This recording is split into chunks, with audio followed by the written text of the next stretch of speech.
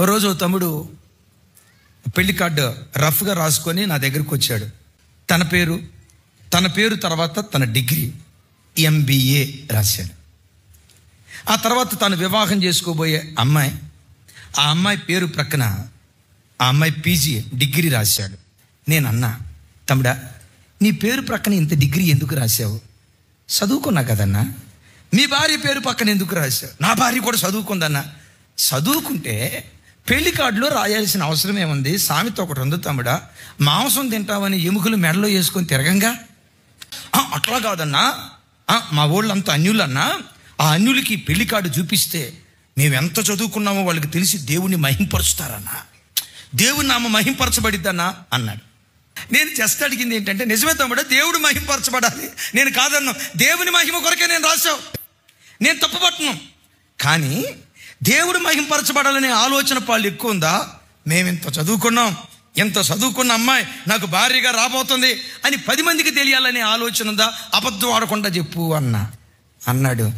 2 ఉన్నాయి అన్న అన్నాడు. 2 ఉన్నాయి తమ్ముడా, నేను కాదంట్లా. ఈ రెండిట్లో దేని పాళ్ళు ఎక్కువ అన్నాడు.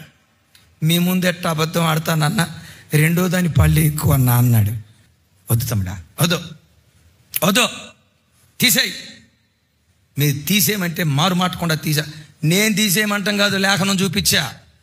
ఆ బిడ్డ తీసేశాడు. పెండ్లయింది. హైదరాబాద్ వచ్చేటప్పుడు అప్పులు పాలై అద్దింట్లో బ్రతుకుతూ వచ్చాడు. సేవకురాలకి మాకు తెలుసు. దేవుడు అంచెలంచెలుగా ఆశీర్వదించి ఈరోజు ఇదే సేవలో కుడి భుజాలుగా అకులా ప్రిస్కిలాలుగా దేవుని కొరకు బ్రతకటానికి దేవుడు కృప చూపించాడు. అమ్మా, మీ నాన్నగా చెప్తున్నా, మీ అన్నగా చెప్తున్నా, మీ కొడుకుగా చెప్తున్నా, దేవుడు మమ్మల్ని ఎంత ఆశీర్వదించిన నేల మట్టుకు తగ్గించుకోవటానికి ఇష్టపడతాం. సైకిల్ మీద వచ్చే పేదోడు చర్చికి వచ్చిన, మాకంటే వయసులో పెద్దోళ్ళు అయితే అనా ప్రైజ్లాడన్నా, అక్క ప్రైజ్లాడక్క, ఎవరిని ఈ రోజు వరకు తిరస్కారంగా మాట్లాడిన జ్ఞాపకం లేదు. రోజు ప్రభుని అడిగేదే, దేవా దేనతో నేర్పయ్యా, తగ్గించుకునే గుణం నేర్పయ్యా. ఆకాశం అంతా ఎత్తుకు లేవనెత్తిన మనస్సులో ఎంత కూడా గర్వం రాకూడదయ్యా, ఎంత కూడా గర్వం రాకూడదు. ఎంత తగ్గించుకుంటావో అంతకంతకు దేవుడు